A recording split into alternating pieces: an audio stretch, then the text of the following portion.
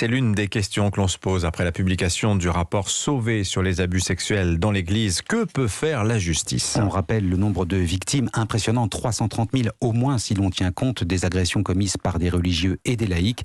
Virginie Riva, est-ce que l'Église peut être tenue pour responsable pénalement ? En clair, est-il possible de traîner l'institution devant les tribunaux ?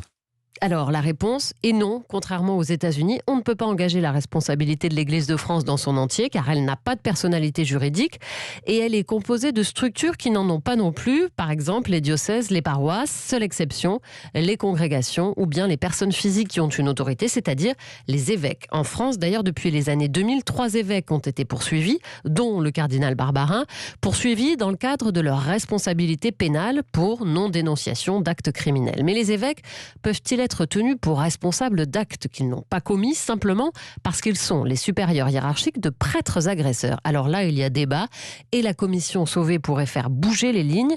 Leur responsabilité civile pourrait être engagée, cette fois à travers ce que l'on nomme la responsabilité sans faute. Exemple, elle a été retenue contre un directeur d'EHPAD qui n'avait commis aucune faute alors que l'un de ses salariés infligeait de mauvais traitements à ses pensionnaires. Il a donc dû compenser un préjudice qu'il n'avait pas commis.